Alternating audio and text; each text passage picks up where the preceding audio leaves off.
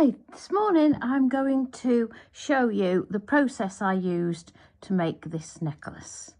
It's got the lovely beads that are on the show this morning and the copper sections in between. So I'm going to put that to one side for a moment and show you how I started. I started with 2mm wire and I've got 1.5 inches long.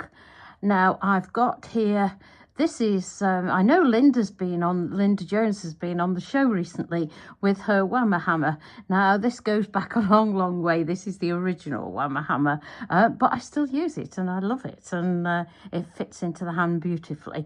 So look that up if you didn't see Linda with her hammer. Look it up because it's a great little hammer for this type of thing. Now what we're going to do is hammer down like make the end into like a little paddle. And how we do that is just hit the end, but sort of stroke it towards you.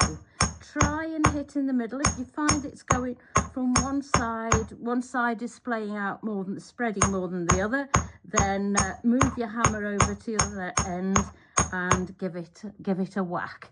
So we've got there a piece of a little paddle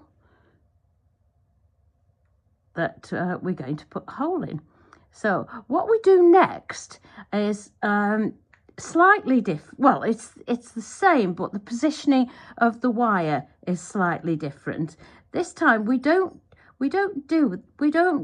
hammer down there now with the paddle flat there. What we do is we turn that paddle on its edge like that, bring it to the side of your block and do another paddle on the other end.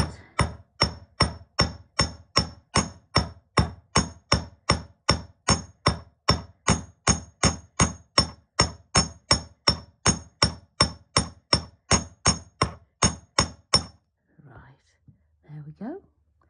Show you a bit closer. So there's your paddle. So what we've got now, we've got a piece of wire and we've got one paddle sticking out that way and we've got one paddle which is upright here. So what we do now is, let's move that out of the way for now. Let's put that there. What we do now is take a Sharpie and we need to mark where we want our hole. So I'm going to mark that there. There we go. And I'm going to do the other side while I'm at it and mark that one there. There we go. Now, you can use several ways, whichever way you make a hole in your metal. You can use one of these little hole punches from Jewellery Maker. You can use a bench drill. You can use your Dremel, whichever is your preferred way. But for the convenience of the demo today, I'm just going to use this.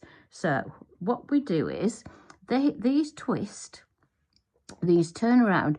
If you can see, let me see if I can show you there. Yeah, they've got a screw that goes through and you put your metal in it and turn it and that punches the hole out. So I'm going to have to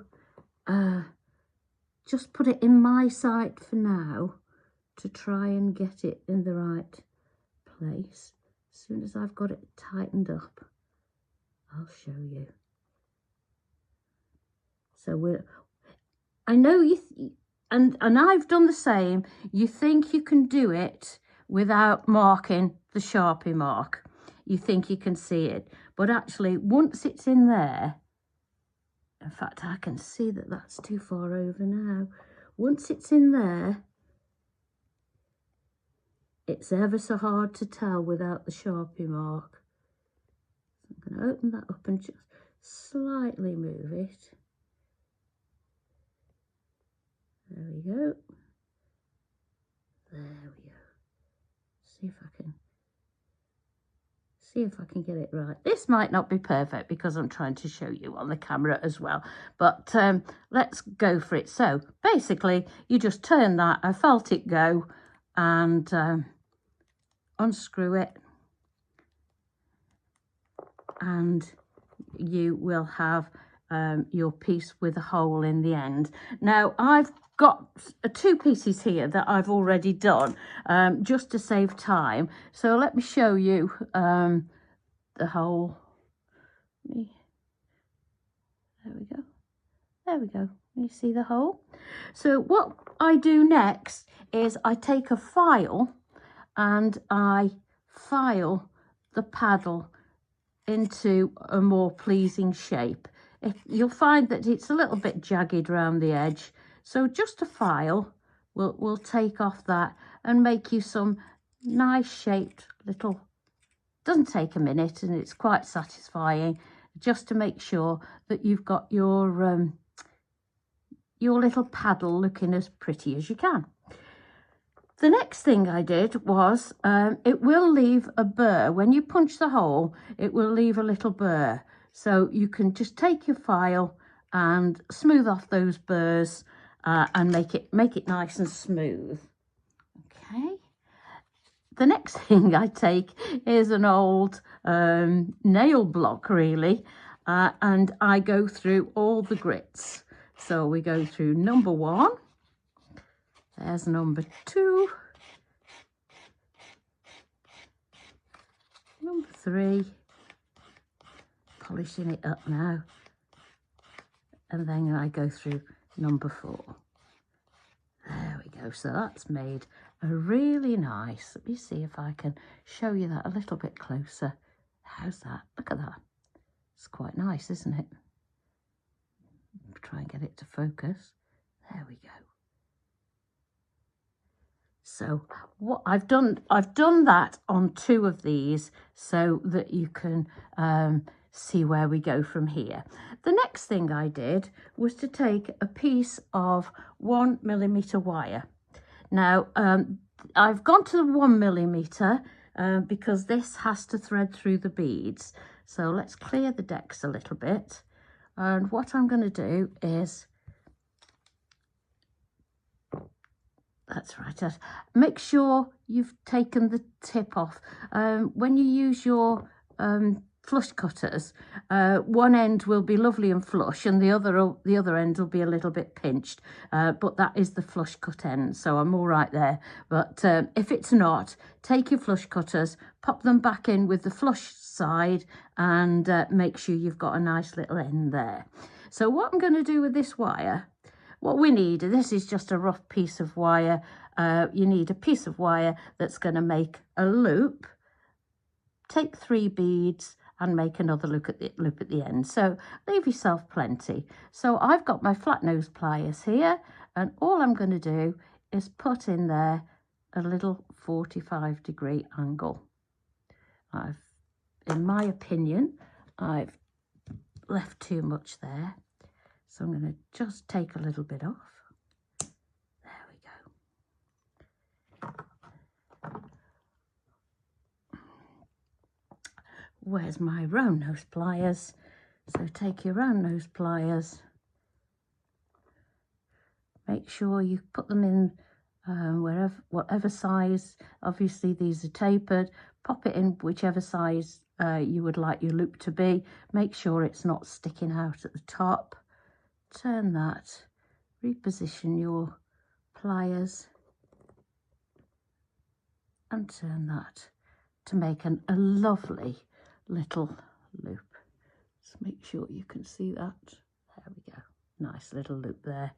So what we do next is we take our 3 beads. Now I've just randomly got 3 beads. On my original necklace, I did put one of the orangey colour, one of the yellow mustardy colours, and one of the white ones. So, but I've just got 3 random beads here because I'm only showing you how to do it. Now that wire's bent there, so I'm going to cut that off so that I can get it through the beads. There we go. Smooth those out of the way for a minute. There we go. So we pop on 1. Oh, let's do it this way. 2. Let's see if we can get a pleasing setting. There we go. Pop that. Make sure your wire is straight. The reason I'm having problems is because I've got some kinks in my wire, and I should have straightened it out more before I started this demonstration. But hey ho, we'll make do. So what we're going to do now is we're going to make exactly the same on this end as we made on the other end. So I'm going to cut off to about, say, about 1 millimetre, like that. Take your flat nose pliers and put in your 45-degree angle.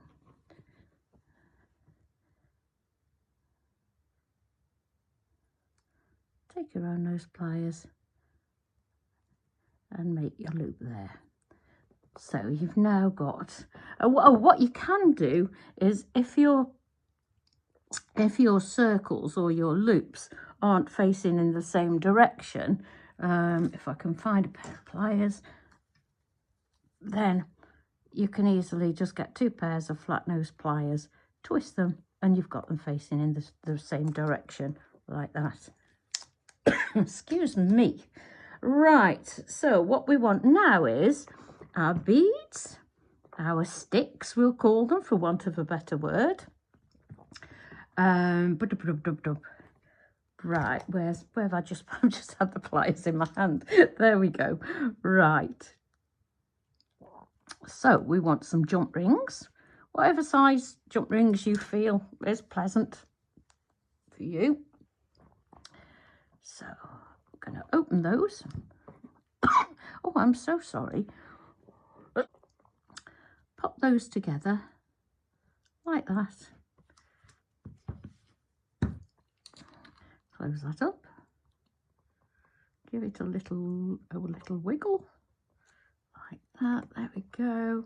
And then you get your other one and you do exactly the same thing. Just go through it once more. Just checking that you can see me. There we go. Pop that through there. Pop it through the loop. And it's so simple, yet really effective. It makes a nice change from just a plain string of beads. There you go, give it a little wiggle and you're away. But look how effective that is. You could make that into a bracelet if you wanted to. You could make the links smaller and make a different design if you wanted to. But if I bring in the original one, this is the one that I've made. So what all I've done apart from that is make, I didn't make it, is pop a clasp on the end, so you can see that. What I will point out to you is how it lies will depend on how many sections you do. If you want your beads to go square along the bottom, you need to put an odd number of bead sections in. I've got 2, 4, 6, I've got 7 here. If you put an even number in, you will get it so that it sits like that. That might be what you want. Let me move that out the way so you can see. My preference is like that, so I do an odd number. But there we go. That's how I made that lovely beaded bones necklace. Hope you enjoyed that.